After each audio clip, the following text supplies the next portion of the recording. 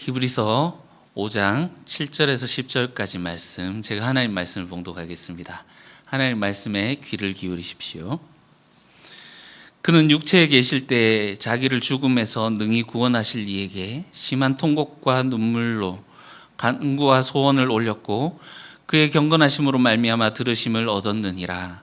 그가 아들이시면서도 받으신 고난으로 순종함을 배워서 온전하게 되셨은즉 자기에게 순종하는 모든 자에게 영원한 구원의 근원이 되시고 하나님께 멜기세덱의 반차를 따른 대제사장이라 칭하심을 받으셨느니라. 아멘. 이것은 하나님 말씀입니다. 하나님께서 오늘 이 말씀을 통해서 우리에게 은혜 베풀어 주시기를 원합니다. 여러분, 히브리서의 큰 주제 중에 하나가 우리에게 큰 대제사장이 계시다 하는 거라고 이제 강조해서 말씀드렸습니다.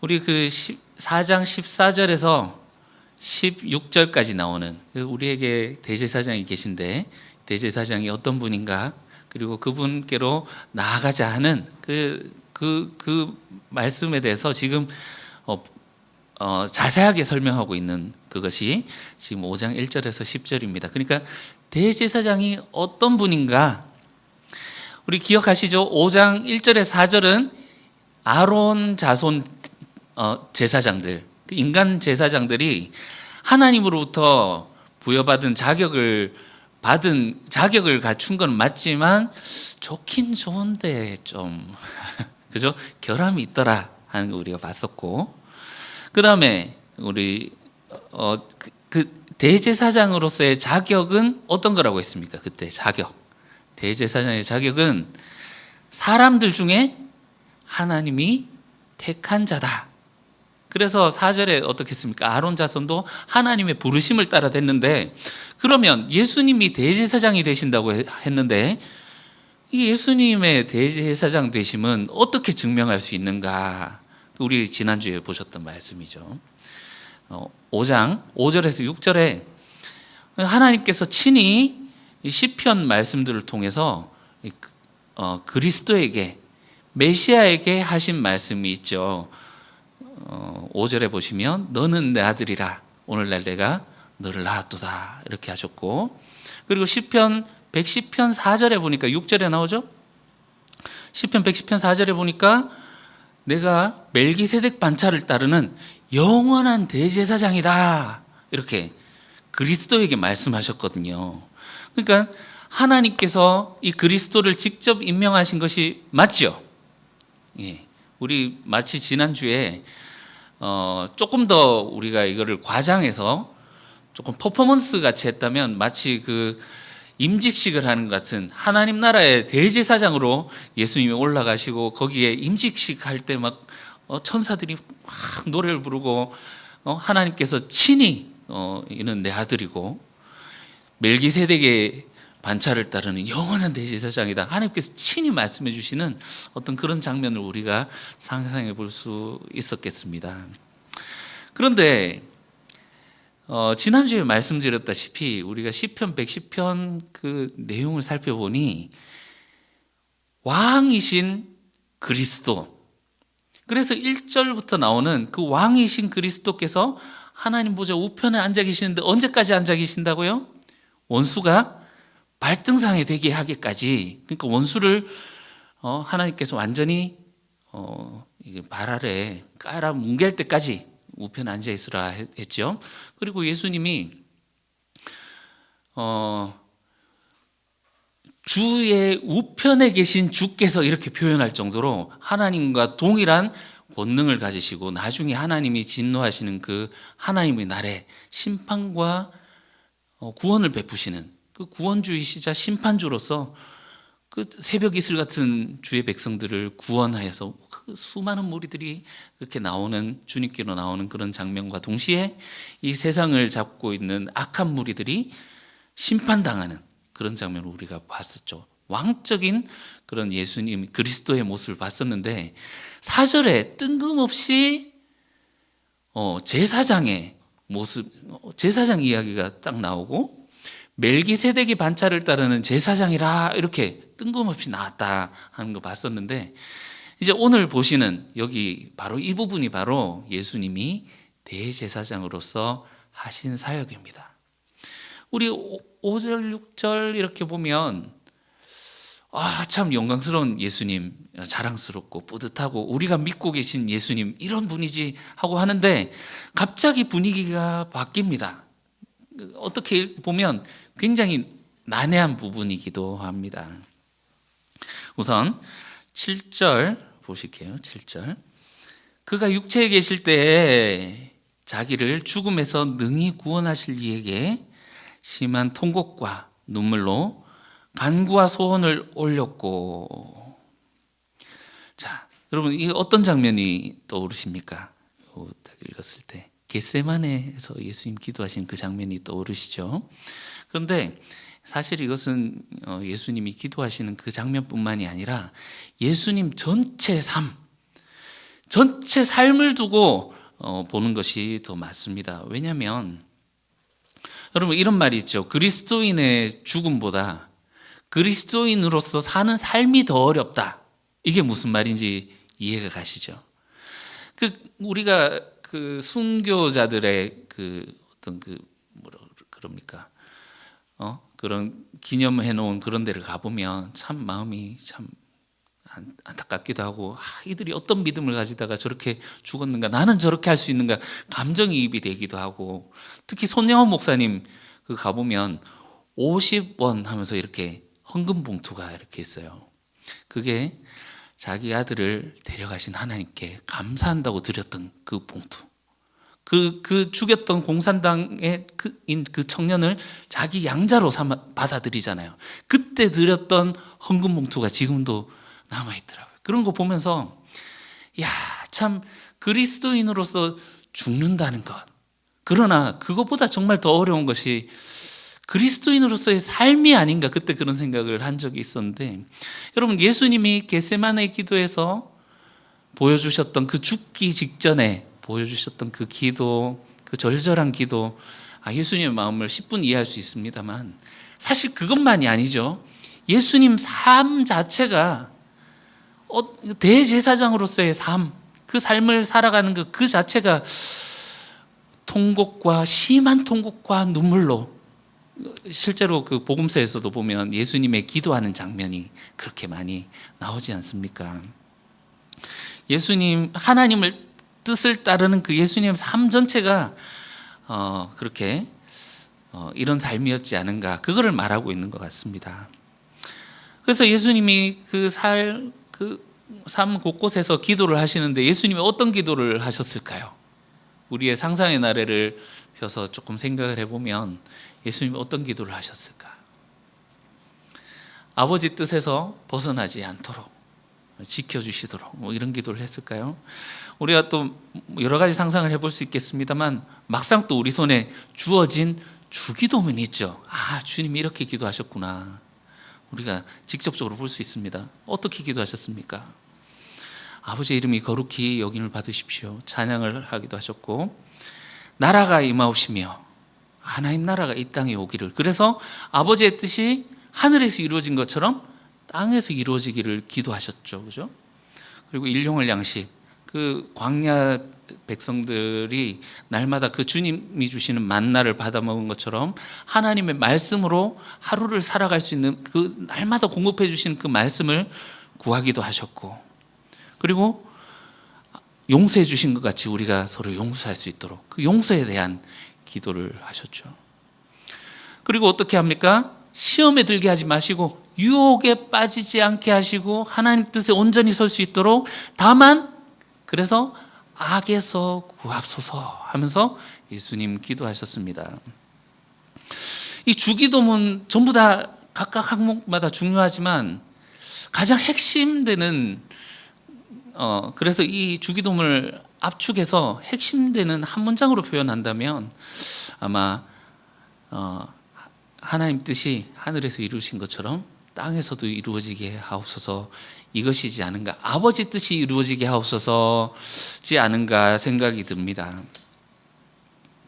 사실상 우리가 하나님 뜻을 따라 살아야 되겠다라고 고민하는, 결심하는 순간 이렇게 우리의 삶에 환난과 고난이 시작되었다라고 했던 것처럼 예수님이 하나님의 뜻을 가지고 살아가기 위해서 예수님이 당하셨던 고난과 그리고 그것 때문에 당하셨던 어려움, 예수님이 우리와 똑같은 인간이셨기 때문에, 그죠? 그것을 하나님께 토로하는 심한 통곡과 눈물, 간구와 소원을 올리심, 이렇게 볼 수 있겠죠. 그런데 이 기도의 사실 정점은 또한 겟세마네 기도이기도 합니다. 어떻게 기도하셨죠? 겟세마네에서 이 잔을 내게서 옮겨 주십시오. 그러나 나의 원대로 마옵시고 아버지의 원대로 하시옵소서. 이렇게 기도하시죠. 사실 우리가 마가복음 볼 때도 봤었지만 어떤 면으로는 읽고 있는 우리들을 굉장히 당혹스럽게 만드는 예수님의 모습이기도 했습니다. 영웅적인 죽음을 맞이한 사람들 있죠. 소크라테스 어떻게 죽었습니까? 악법도 법이다 하면서 독을 쫙 멋있게 죽음을 두려워하지 않는 그런 모습. 이순신 장군 어떻게 죽었습니까? 나의 죽음을 적에게 알리지 말라 하면서 그렇게 죽으셨죠. 예수님도 그 이순신 장군이 그 천주교 신자였다라는 그런 썰이 있습니다. 어쨌든 그 이순신 장군도 얘기한 것처럼 예수님이 그 말씀을 먼저 하셨죠. 필사즉생 필생즉사. 죽고자 하는 자는 살 것이요 살고자 하는 자는 죽을 것이다. 나와 복음을 위하여서 자기 생명을 던지는 자는, 바치는 자는 영생을 얻게 되고 살 것이다. 이렇게 말씀하셨잖아요.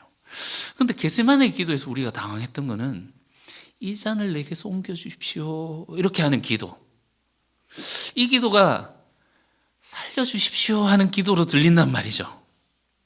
죽고 싶지 않습니다 하는 정말 너무나도 인간적인 이해는 가지만 이런 말을 하신 그 예수님이 정말 소크라테스처럼 좀 죽음을 담담하게 받아들인 그런 영웅처럼 이렇게 죽음도 불사하는 그런 모습이 아니라 너무나도 약해져서 막 갈대가 흔들리는 것 같은 막 그런 예수님의 고뇌와 이런 걸 보면서 우리가 굉장히 당하기도 했습니다.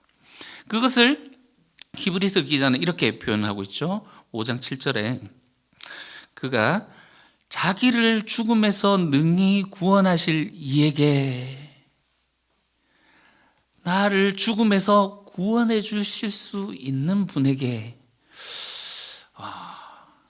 굉장히 예수님 약한 모습, 좀 의외의 모습, 생각해 보면 굉장히 의외의 모습, 굉장히 당황스러운 그런 모습을 보고 있는 것도 같습니다. 근데 이게 사실 그 부분만이 아니라 뒤에 나오는 부분도 사실은 조금 난해한 부분이 있습니다. 손을 올렸고 했는데 그 뒤에 그의 경건하심으로 말미암아 들으심을 얻었느니라. 여러분, 예수님이 겟세마네 기도에서 그 기도가 이루어졌습니까? 안 이루어졌습니까?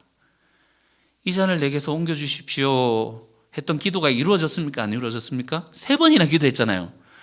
그런데 들으심을 얻었고, 그리고 8절, 그가 아들이시면서도 받으신 고난으로 순종함을 배워서 예수님이 배웠다라는 것은 그 전에 그럼 무지한 상태였다는 말인가?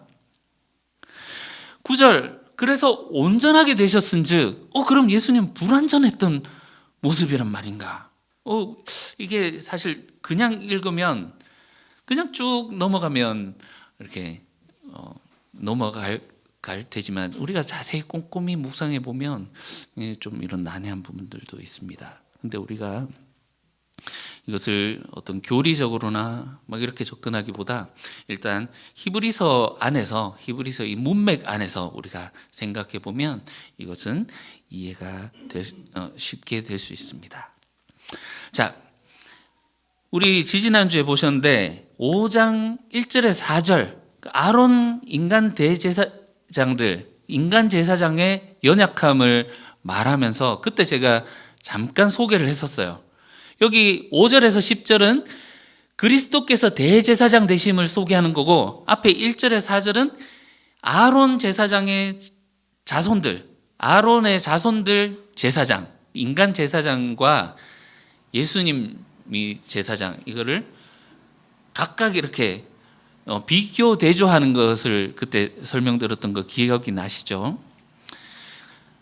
그래서 이게 지금 대칭이 되고 있기 때문에 앞에 지금 가지고 있는 내용을 그대로 가지고 오시면 됩니다. 그래서 앞에 이것은 자 5장 1절을 보세요. 대제사장마다 하면서 대제사장이 하는 일이 뭐라고 했습니까? 예물을 드리고 그리고 속죄 제사를 드린다 했었죠. 그리고 2절부터 보시면 그가 제사 드리는 것에 대해서 쭉 설명하고 있어요. 그래서 여기 지금 나오는 이 부분들도 제사의 관점으로 보면 이해가 쉽게 됩니다. 예수님의 지금 이렇게 하는 이 부분이, 자, 예수님이 지금 하시는 이 기도, 이거부터 보실게요. 자, 인간 대제사장의 한계가 뭐라고 했습니까? 인간 대제사장의 한계는 자기도 연약함, 그래서 자기를 위한 제물을 따로 드려야 된다고 했죠. 그리고 어떻습니까? 그가 할 수 있는 것은 5장 2절 보시면 그가 할 수 있는 것은 용납하는 것밖에 없다. 왜냐하면 자기도 연약함에 휩싸여 있기 때문이다. 이 용납하는 것이 감정 조절이라고 말씀드렸어요. 무지하거나 미혹된 자들, 길을 잘못 간 자들에게 죄에 대해서 그가 분노할 수가 없어요. 하나님께서 가지는 분노를 가지고 있지만 그 또한 연약한 자이기 때문에 하나님의 마음으로 하면 안 돼요. 그리고 죄는 미워하되 죄인은 미워하지 말라 했던 것처럼 그에 대해서 너그럽게 대하는 것 외에 그가 할 수 있는 것이 없습니다. 그죠? 그래서 마음으로는 백성들과 같은 처지에 있고 이렇게 용납한다라고 하는 그것이 이해가 가긴 하지만 해결해 줄 수는 없는 그런 한계, 더 이상 감정 표현을 해서는 할 수도 없고 해서는 안 되는 그런 그의 한계. 그러나 그와는 달리 예수님이 드리신 이 제사는 7절이 보여주고 있죠. 7절 어떻습니까? 자기를 죽음에서 능히 구원하실 이에게 어떻게 했다고요? 심한 통곡과 눈물로 기도와 간구와 소원을 올렸고, 자, 올렸다라는 것이 지금 제사 용어잖아요. 예수님이 지금 제사를 대제사장으로서 드리는 제사입니다.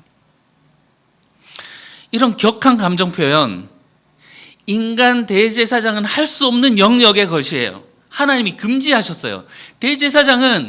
이 제사장은 부모님이 죽어도 부모님의 죽음에서도 슬픔을 표현해서는 안 됩니다. 제사 지낼 때는요. 인간 제사장으로서 할 수 없는 영역이에요. 그러나 우리 4장 15절에서 보셨죠? 우리에게 대제사장이 계신데 우리에게 있는 대제사는 어떤 분이시라고요? 우리의 연약함을 동정하지 못하실 리가 아니요. 우리가 똑같이 시험을 받으신 분이시되 죄는 없으시다. 지금 여기 보여주는 거는 예수님이 보여주시는 이 감정 표현은 우리와 똑같은 인간이 되셔서 우리의 연약함을 동정하신다라고 하는 그 증거입니다. 인간 대제사장이 이 감정 표현을 해서는 안 되고 할 수도 없는 것은 그가 자기가 죽는 게 아니잖아요. 제물을 죽이는 거지. 그 일을 할 뿐이죠. 제사의 일을 할 뿐이죠. 그러나 그가 그 속죄에서 할 수 있는 일은 아무것도 없습니다. 그렇지만 예수님이 이렇게 감정 표현을 하신 이유는 본인도 우리와 똑같은 인류와 하나가 되어서 구원받아야 될 처지가 된 것입니다. 왜냐하면 대제사장의 조건이 뭐라고 했습니까? 사람 중에서 하나님이 택하는 자인데 그러기 위해서는 우선 사람이 되어야 되잖아요. 그래서 자기를 죽음에서 능히 구원하실 이에게 기도하셨다? 예수님 이기적인 기도하신 거 아닌가? 죽기 싫어하신 거 아닌가? 우리가 이렇게 오해를 하기도 하지만 그것이 아니라 예수님이 지금 드리고 있는 이 기도는 모든 인류를 대표해서 인간의 모든 문제들을 예수님이 짊어지고 감싸 안고 지금 인간의 이렇게 지금 당하고 있는 모든 것들이 죄로부터 온 것이잖아요. 인류의 모든 죄와 그로 말미암은 고통, 신음, 부르짖음, 눈물 모든 것을 끌어안고 하나님께 나아가서 기도로 올려드리는 그런 대제사장적인 기도를 하고 계신 겁니다. 그러니까 이것이 완벽한 제사가 된 것이고 대제사장으로서 드린 제사가 된 것입니다. 8절에 보시면 이 예수님이 하신 이것을 순종이라고 해석을 하고 있습니다. 그가 아들이시면서도 받으신 고난으로 순종함을 배웠다.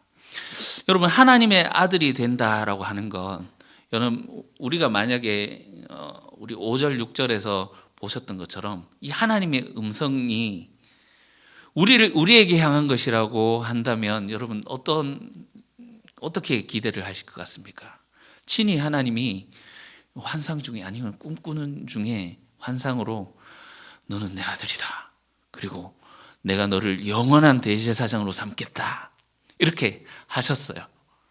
그럼 여러분 어떤 삶이 기대가 되실 것 같습니까? 하나님의 아들, 하나님의 딸이 된다는 것, 하나님의 자녀가 된다는 것, 그냥 영광스러움에 쌓여서 하나님의 통치에 참여할 것을 기대하십니까? 하나님은 세상의 창조주이시자 세상을 경영하고 계시는 분이십니다. 그런데 이 세계가 죄악으로 가득 차서 부패하고 하나님을 떠나서 그렇게 죄악 가운데 있지만 하나님은 그럼에도 불구하고 세상을 붙들고 계시지요. 하나님의 아들 되신다라고, 하나님의 아들이 된다라고 하는 것은 이 하나님의 경영을, 창조 세계의 경영을 배우고 동참하는 데 있는 거죠. 여러분, 대기업의 총수, 그러니까 뭐 드라마 같은 거 보면 그런 내용이 있지 않습니까? 막 찌질하게 가난한 그런 데서 살았는데 어느 날 갑자기 까만 고급 대형 승용차가 딱 서더니 다시죠 이렇게 데리고 가는데 나 어디로 데리고 가는 거예요?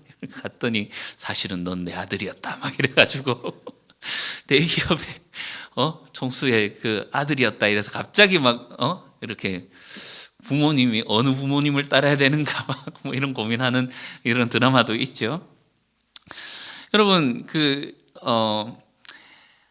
그래서 이 아들이 되신다라는 것이 우리가 그러니까 제가 말씀드린 것이 이 예수님이 원래 선지에 계셨는데 아들이 되시기 위해서 배우셔야 된다 이 개념을 우리가 이렇게 보면 좋을 것 같습니다. 자, 그 부분에 대해서 조금 잠시 뒤에 설명을 드리고요. 창조 세계가 지금 닥쳐 있는 혼란, 엄청난 혼란과 죄악 가운데 빠져 있죠. 그런데 이 아버지가 이 세상을 창조하시고 지금 붙들고 계시는데 이 경영을 함께 참여하는 아버지의 아들이 된다라고 하는 것은 이 창조 세계를 경영할 때 이 세상에 무엇이 필요한지 어떻게 해야 되는지 그 경영하는 방법도 알아야 하는 거죠. 이 창조 세계의 양지뿐만이 아니라 음지에도 우리 이해를 해야 되는 겁니다. 아버지께 순종하는 아들이 된다라는 것은 고난을 의미합니다. 왜냐하면 하나님이 만드셨고 지금 붙들고 계신 그 세계가 어둡고 사악한 곳이기 때문이죠. 그 세상을 구출하기 위해서 아들이 슬픔과 고통을 겪어야만 하는 것입니다. 자, 일단 9절 보실게요. 예수님이 완전하게 되셨다.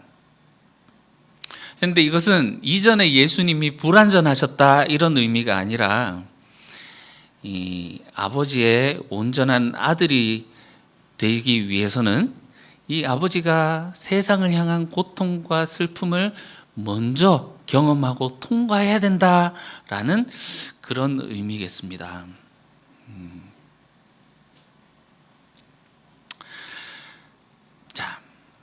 이제 그 부분에 대해서 제가 좀 설명을 드리겠습니다. 예수님이 아들이 되기 위해서 이 아버지의 마음을 배우셨다. 그리고 완전하게 되셨다라는 것이요. 여러분, 예수님이 우리의 대제사장이십니다. 이런 대제사장이 우리에게 계십니다 하는 것이 중요한 주제 중에 하나라고 했습니다. 예수님이 대제사장이 되신다라는 것의 중요한 전제가 바로 예수님은 사람이 되셔야 합니다. 왜냐하면 대제사장의 존재는 사람 중에서 하나님이 택한 것이기 때문에 그렇습니다. 우리가 나중에 10장 가서 배우실 거예요. 이 유대교에서 지금 지내고 있는 제사, 짐승의 피로 드리는 이 제사가 죄를 없이 하지 못하기 때문에 하나님이 이 제사를 폐기하고 영원한 온전한 제사를 이루기 위해서 하나님이 한 몸을 준비하십니다. 그래서 예수님이 내가 하나님의 뜻을 행하기 위해서 왔다라고 하는 그 시편 40편의 말씀을 인용해서 설명하는 우리가 10장에서 배우게 될 건데, 예수님이 아버지의 뜻을 받들어서 해야 하는 것은, 제일 먼저 하는 것은 육신을 입고 이 땅에 오는 것입니다. 그렇죠? 그것이 바로 5장 5절 6절 보실게요. 5절 6절. 여기에서 하나님 아버지가 말씀하십니다. 너는 내 아들이다. 멜기세덱의 반차를 따르는 대제사장이다. 영원한 제사장이다. 이렇게 말씀하시죠. 하나님 말씀하실 때 어떻게 하라고 했습니까? 오늘 하나님의 음성이 들리거든 마음을 완고하게 하지 말라. 그죠? 마음을 완고하게 하지 않는 것은 어떻게 하는 겁니까? 순종하는 것이죠. 여기 나오는 7절에서 8절은 예수님이 하나님께서 하신 이 말씀을 순종하신 겁니다. 자, 그러니까 이 하나님 말씀하시고 예수님이 거기에 반응하시죠? 거기에 나오는 9절에서 10절은 예수님의 반응에 대한 하나님의 반응입니다. 9절에서 10절. 온전하게 되셨은즉 하나님이 온전하게 하셨다는 거죠. 자기에 순종하게 되는 모든 자에게 영원한 구원의 근원이 되시고 하나님께 멜기세덱의 반차를 따른 대제사장이라 칭함을 받으셨느니라. 하나님 말씀하시고 예수님이 그거에서 순종으로 반응하시고 그 순종으로 반응하심에 대한 하나님의 반응이 예수님을 온전하게 하셨는데, 여기에서 나오는 이 말씀이 맹세죠. 하나님이 우리 이 도식을 어디선가 보셨죠? 하나님 말씀하시는데 인간의 거기에 반응을 해야 된다. 그리고 그 반응에 따라서 하나님이 반응하신다라는 거 우리가 보셨죠? 어디서 보셨습니까?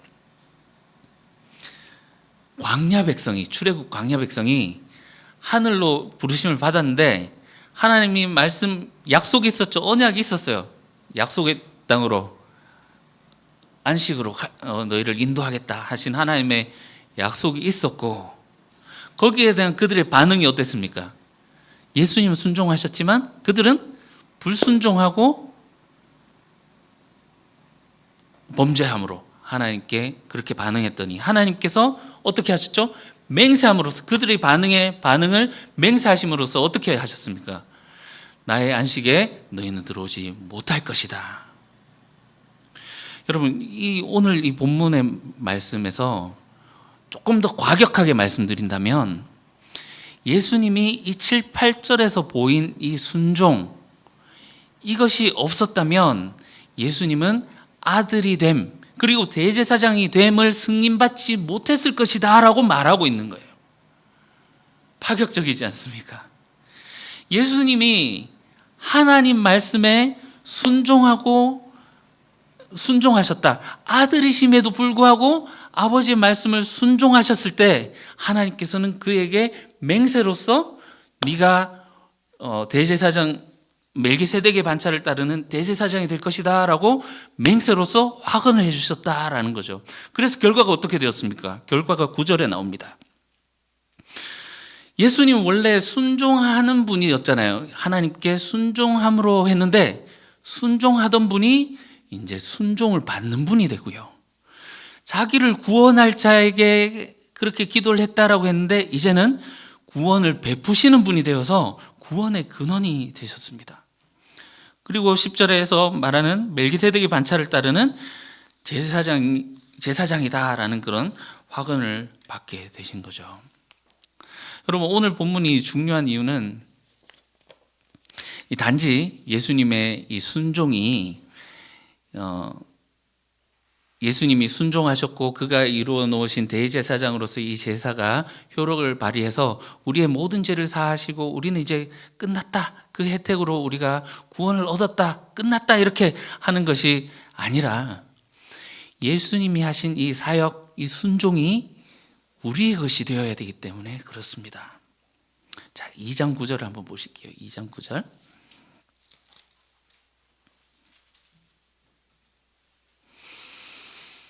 오직 우리가 천사들보다 잠시 동안 못하게 하심을 입은 자, 곧 죽음의 고난을 받으심으로 말미암아.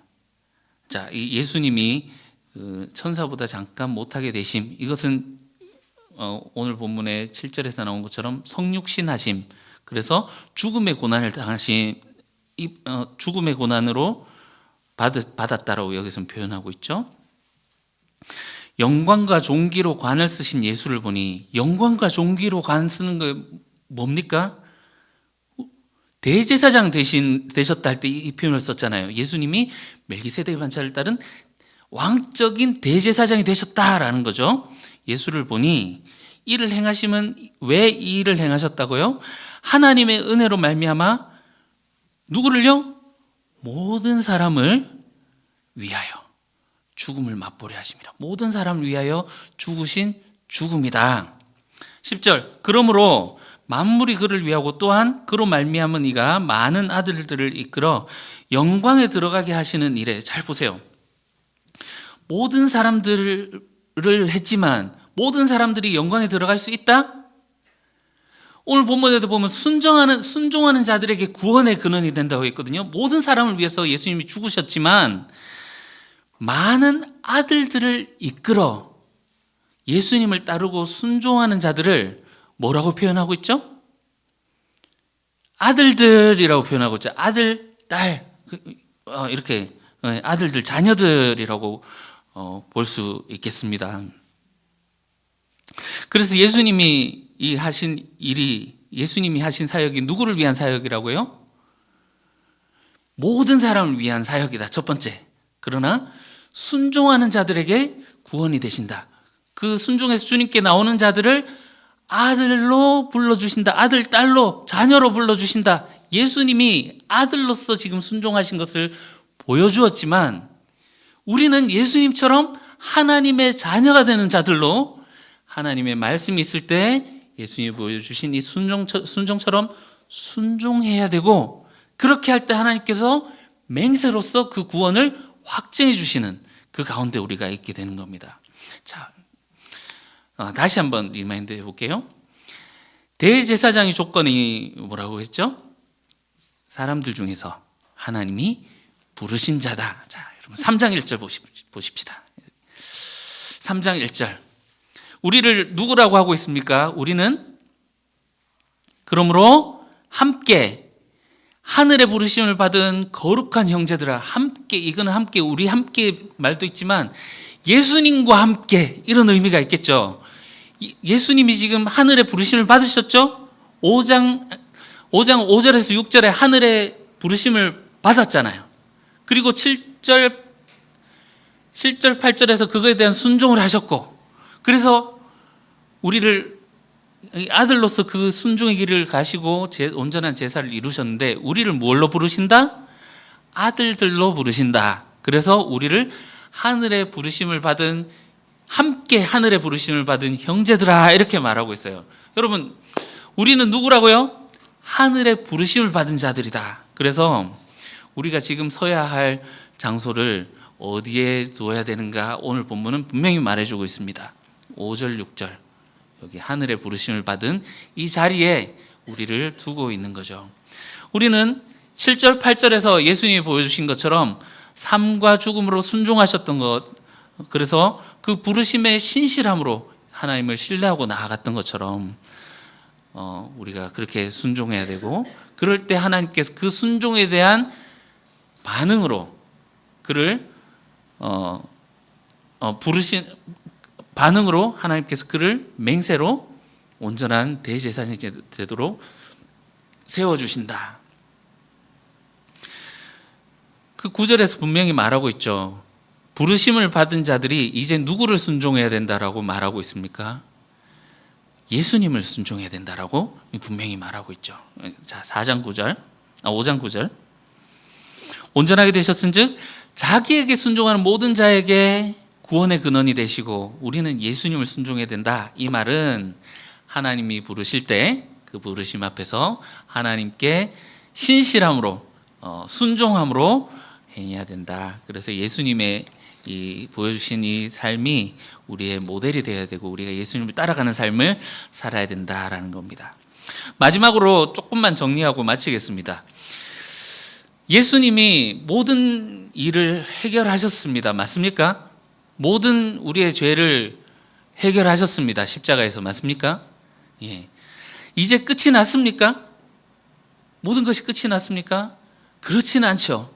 여전히 이 세상은 악하고 어둡고 하나님께서 붙들고 계시지만 하나님께 순종하지 못하고 있는 만물을 우리가 보고 있습니다. 그러면 이 땅 가운데서 우리는 어떻게 살아야 할까요? 히브리서는 어떻게 권면하고 있습니까? 3장 1절에서 하늘의 부르심을 받은 거룩한 형제들아, 대제사장이신 예수를 깊이 생각하라, 이렇게 얘기를 하고 있습니다. 왜냐하면 예수님이 큰 대제사장으로서 이 하나님의 이 말씀을, 부르심을 받았을 때 어떻게 하셨는가, 그것이 오늘 본문 특히 7절, 8절에서 너무나도 잘 보여주고 있기 때문이죠. 그것으로 통해서 하나님의 아들이심에도 불구하고 순종을 통해서 완전하게 되셨다. 이 경건함을 통해서 들으심을 얻었다라고 하는데, 이것이 경외감, 하나님을 두려워하는 경외감, 하나님의 뜻에 순종하는 순종이라고 볼 수 있겠죠. 그래서 우리도 또한 예수님이 이렇게 사역을 하신 것은 우리도 또한 아들로서 하나님의 부르심에, 하나님의 그 안식에 부르시기 위함이다. 조금 쉽게 얘기해 보겠습니다. 우리가 하나님을 믿는다, 예수님을 믿는다라고 하는 것이, 예수님을 믿으면 이 땅 가운데서 문제가 해결이 되고 병이 바로 낫고 우리 사업이 갑자기 잘 되고 이런 일들이 일어납니까? 안 일어납니까? 일어날 수도 있지만 보편적으로 그것이 그렇지 않습니다. 여러분, 예수를 믿었더니 죽지 않았다라는 사람 보셨습니까? 잘 믿는 사람도 죽고요, 죽었다 살아난 사람들도 또 죽습니다. 그렇죠? 여러분, 우리는 예수를 믿는다라는 것에 대한 개념을 우리가 이 시간 온전히 바르게 잡으면 좋겠습니다. 예수를 믿는다라는 것은 예수님은 대제사장이시고 이런 대제사장이 우리에게 있다. 그리고 예수님은 우리를 위한 온전한 제사를 하나님께 드리셨고 하나님이 그것을 연락하셨다. 인간 제사장이 제사를 드렸을 때 하나님이 받으셨다라는 얘기가 앞에서는 안 나와요. 그런데 예수님이 드렸을 때, 기도를 올렸을 때 하나님이 들으셨고 제사가 연락됐다라는 거죠. 그 결과 어떻게 됐습니까? 예수님이 죽으시고 이 제사를 지내신 이유는 모든 사람들을 위해서, 그리고 순종하는 자들을, 특히 순종하는 자들, 우리도 하늘의 하나님의 안식에 도달할 수 있게 하기 위해서, 우리도 하나님의 자녀가 되게 하기 위해서 우리를 부르셨다라는. 그래서 예수님을 믿는다라고 하는 것은 이렇게 구체적으로 예수님이 이런 일을 하셨기 때문에 우리가 소망을 가지고 지금 이 땅 가운데 살아가는 것이, 여러분 군대 갔을 때 2년 얼마 있으면 나오잖아요. 요즘은 18개월인가 이렇게 있지만, 거기서 군대 가면 여러분 새것 패티시가 엄청 강합니다. A급에 대해서 모으는 것이 엄청나게 강해요. 신발부터 뭐 옷이며 장비 전부 다 병장 되면 초 A급으로 다 끌고 모아서 자기 걸 맞춰 놓습니다. 그런데 이거를 모아놨다고 해서 이제 저녁 날이 다가왔는데 여기서 계속 살 겁니까? 군대에서 계속 살 거 아니잖아요. 언젠가는 전역하게 되지 않습니까? 여러분, 그것처럼 우리가 이 땅 가운데서 지금 살고 있지만 언젠가는 우리가 하나님의 부르심을 받고 하나님 앞에 갈 텐데, 그때 하나님 심판대 앞에 서게 될 거란 말이죠. 우리가 이 땅 가운데서 영원히 살 것처럼 이것들을 붙들고 살아가는 것이 옳은지, 아니면 우리가 예수님을 믿습니다라고 하는 것이 예수님에 대한 신뢰를 가지고 주님이 하신 그 말씀을 믿으면서, 주님이 이런 일을 하셨고 지금 우리를 이렇게 부르고 계시지, 그리고 영원히 살 그 영원한 도성을 바라보면서 우리가 살아야 되지, 그것을 신뢰하면서 우리가 이 힘든 세상 고난 가운데에서도 하나님을 향한 그 신뢰를 놓지 않는 것, 그것이 믿음이지 않겠습니까? 눈앞에 있는 어려움이 있습니다. 그런데 이것이 우리를 아들이 되게 하신다라고 하는 그 하나님의 후계자 수업이라는 것을 생각해 본다면, 지금 하는 이 고생이 개 같은 고생이라고 할지라도 나중에 정말 하나님께서 우리를 완전하게 해주실 그것을 바라보면서 우리가 참을 수 있지 않겠습니까? 대제사장이 우리에게 계시다라는 말은 지금 그분이 우리를 도우신다라는 의미도 있지만, 나중에 또 하나님 심판대 앞에 섰을 때 그분이 우리의 삶에 대해서 증언해 주실 것입니다. 육체의 연약함이 있을지라도 하나님 붙들겠습니다. 경제적인 어려움이 있고 삶이 힘들고 지금 내가 신앙을 붙들기 힘들 정도의 일을 겪고 있지만 그럼에도 불구하고 하나님을 떠나지 않겠습니다. 하나님 붙들겠습니다. 두렵고 포기하고 싶은 상황 속에서도 주님이 말씀하시니 그 말씀을 붙들고 내가 이걸 견디겠습니다. 신실하게 그 믿음을 지키고 순종할 때 예수님께서 나의 이 자녀는, 나의 형제는 이런 삶을 살았습니다, 하나님 앞에서 증언해 주시지 않겠습니까? 역으로 우리가 이 땅에서 잘 될 수 있는 방법이 있지만 하나님 기뻐하시지 않는 것 같아요. 거기서 우리가 사실 고민할 때도 있습니다. 고민 안 하고 덥석 물어버릴 때도 있지만, 꼼수를 쓰면 잘 될 수 있고, 또 우리가 이 땅 가운데서 잘 되고자 하는 욕심 때문에 우리가 붙들고자 하는 것들이 많지 않습니까? 그러나 거기에 부딪히는 의의 열매를 맺으라, 평강의 열매를 맺으라는 그 주님의 말씀과 부딪힐 때 우리가 무엇을 선택할 것인가? 하나님의 주신 이 말씀이 이루어질 것을 내가 정말 믿고 신뢰하는가? 그것이 믿음입니다. 예수님이 하나님의 부르심에 순종하셨을 때 하나님께서 순종하셨던 그를 순종받는 자가 되게 하시고, 자기를 구원해 달라고 그렇게 요청하셨던, 기도하셨던 그분을 구원의 근원이 되게 하셔서 구원하는 자로 만들어 주셨습니다. 빌립보서에서 말하는 것처럼 모든 이름 위에 뛰어난 이름을 주셨다. 그것이 이제 멜기세덱의 반차를 따른 대제사장 영광과 존귀로 관을 씌우신 것이죠. 그래서 예수님이 이렇게 앞에 있는 기쁨을 위해서 지금 부끄러움을 개의치 아니하신 것처럼 우리가 그 주님의 본을 받아 살아갈 수 있으면 좋겠습니다. 주님께서 말씀하시는 이 일들이 지금 우리에게 실제로 일어나는 우리의 현실이라는 것을 받아들이고, 이 땅 가운데 살아가는 우리의 삶이 나그네 삶이며 하나님을 향해, 하나님의 안식을 향해 가는 그런 길이라는 것을 우리가 받아들이고, 하나님의 부르심을 받아 그 길을 따라 살아가는 자들이라는 자각을 놓지 않고 살아가는 저와 여러분들 되시기를 주님의 이름으로 축원합니다. 기도하겠습니다.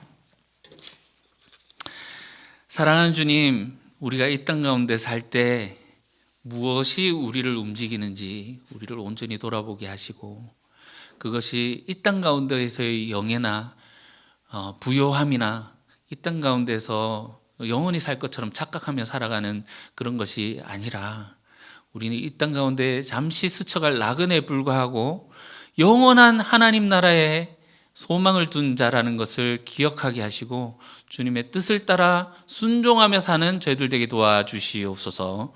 예수님의 이름으로 기도합니다. 아멘.